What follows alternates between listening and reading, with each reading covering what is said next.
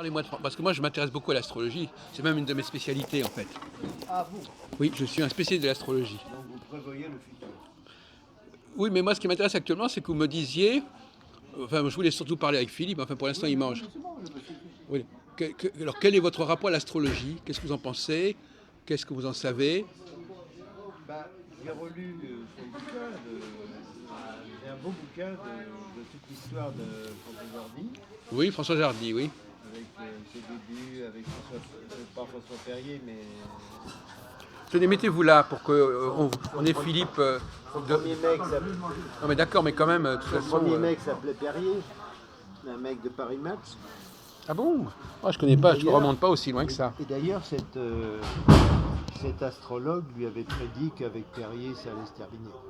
Perrier? Ah oui, d'accord. C'était un mec, un grand. Bon, non mais ça c'est bon. Alors bon, d'accord, ça c'est un peu la petite histoire de l'astrologie. Elle a rencontré Jacques Dutronc. Voilà. Non mais ça c'est entendu.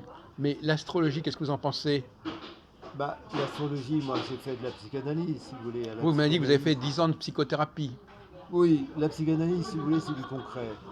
À savoir, c'est pas du peut-être. Si le mec est valable, on fixe un but et on y arrive. Voilà. C'est du travail, ça demande 2-3 ans.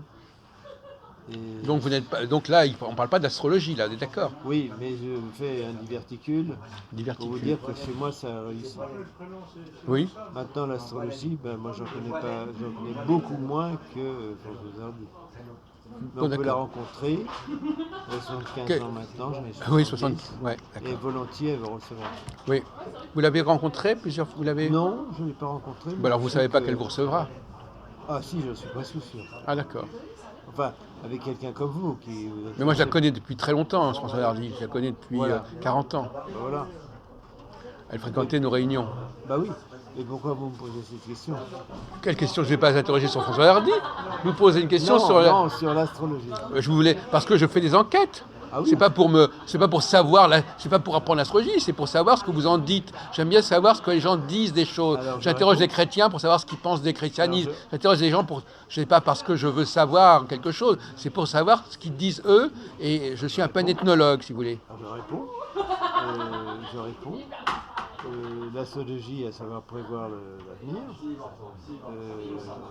c'est un don, ça se travaille aussi, puisque François Hardy, en l'occurrence, elle a travaillé. Bah, attendez, excusez-moi de vous interrompre. Qu'est-ce que vous pensez de la voyance, par exemple?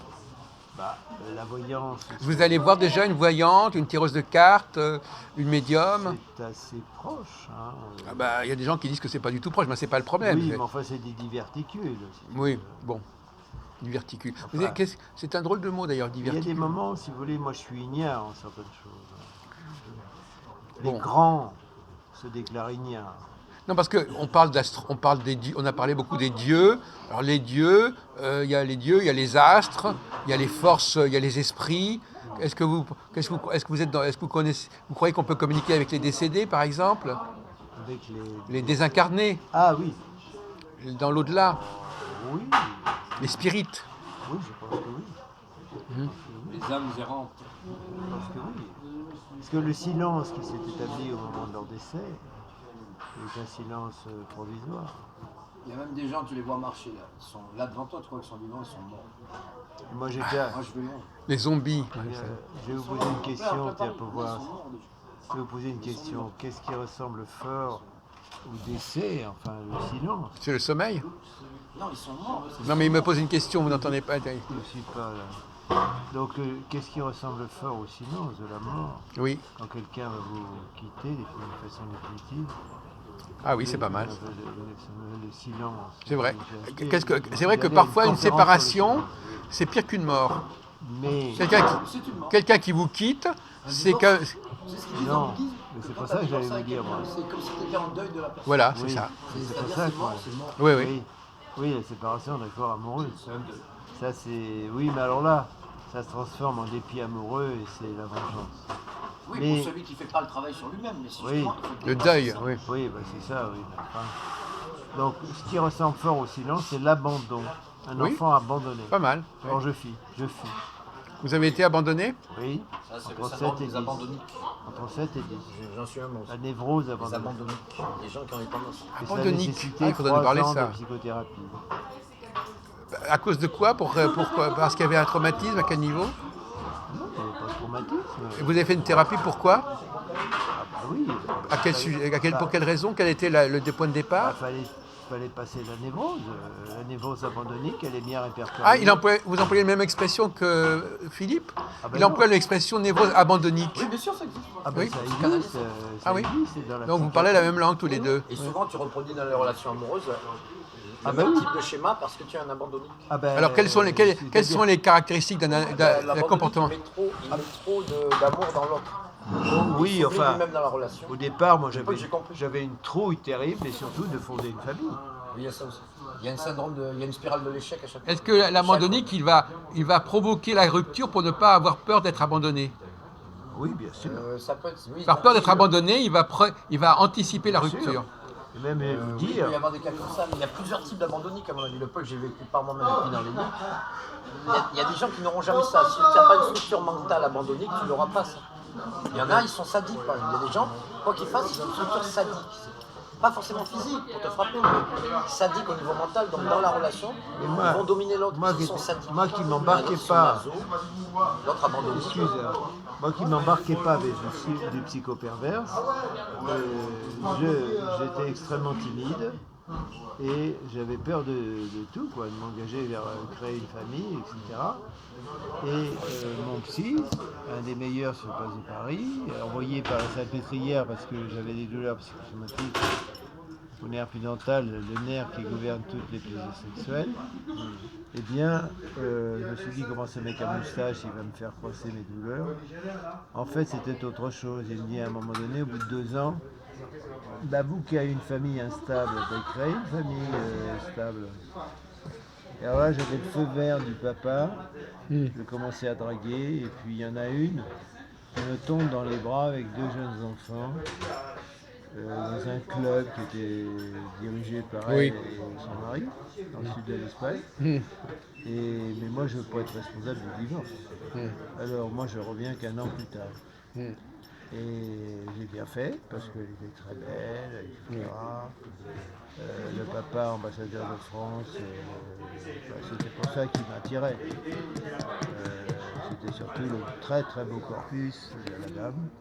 En plus, j'adore les enfants. J'en aurais voulu un pour moi, mais malheureusement, elle n'a pas voulu. Et puis, au bout de 12 ans, toutes mes douleurs ont disparu. Ah oui. Simplement, Mais ça a été provoqué, à votre avis, ça a été provoqué par la thérapie ou ça a été simplement parce que les cycles, il y avait est-ce qu'il y avait un cycle qui faisait que c'était la fin d'un cycle, c'était une autre période qui se terminait, je sais pas moi. Ah non, il y avait le transfert freudien qui était là. Le papa qui était en face de moi, comme j'avais pas eu de père, bah, c'était clairement mon père. Et il me donnait le feu vert pour agir. Mais attendez, moi je voudrais interroger Philippe avant qu'il s'en aille. Chacun donne sa version à lui, chacun a sa version. Oui, d'accord, mais c'est moi- intéressant ce que tu as dit. Et moi, j'y crois à ça que si par exemple dans ton karma, parce qu'en fait, c'est nous qui créons notre destin, mais ça c'est dur à comprendre. Il y a plusieurs vies, donc tu reviens sur Terre par rapport à ce que tu as fait dans la vie d'avant. Voilà. C'est pas la vision catholique, moi je ne crois pas du tout à ça. Il y a, ou juive ou machin, il n'y a pas qu'une seule vie, il y a plusieurs vies. Je m'inspire des écrits du Bouddha, j'ai pas son niveau, mais c'est un maître. Comme Jésus est un maître aussi, je respecte les autres religions, mais le Bouddha te dit bien il y a plusieurs vies. Donc si dans une autre vie, tu as eu des problèmes karmiques, justement avec les femmes, divorce, tu es un homme séducteur, tu trompes, adultère et tout, donc tu vas renaître avec des problèmes avec les femmes. C'est obligé puisque tu viens avec ta valise karmique de dettes karmiques. Tu n'as pas bien agi en amour, dans l'énergie amour dans la vie d'avant, donc tu auras forcément des problèmes dans cette vie-là. Donc il faut méditer en se disant, tiens, pourquoi j'ai ce problème ? L'autre n'est qu'un miroir, c'est pas de la faute à l'autre, même s'il te fait souffrir, c'est parce que tu as une faille en toi karmique, de dette karmique, qui fait que l'autre te fait souffrir. Il te renvoie que ton miroir de ce que toi t'as fait. Donc à un moment tu as dit une phrase intéressante, est-ce que c'est pas un influx planétaire qui aurait duré 12 ans ? Or, les planètes, elles sont reliées avec nous. Le jour où tu nais, tu es sous telle configuration de forme planétaire pour ton Saturne, ton Soleil, ça. Oui. Donc, c'est un schéma, c'est comme si on avait pris une photo de ton thème astral. Au moment où tu nais, personne n'a le même thème astral, on est tous des humains, mais personne n'a le même thème astral, donc personne n'a le même destin. Donc si je médite chez moi en me disant, tiens, ça m'arrive tout le temps, je reproduis les mêmes schémas, lui, le monsieur est passé par un psychiatre. Mais tu peux très bien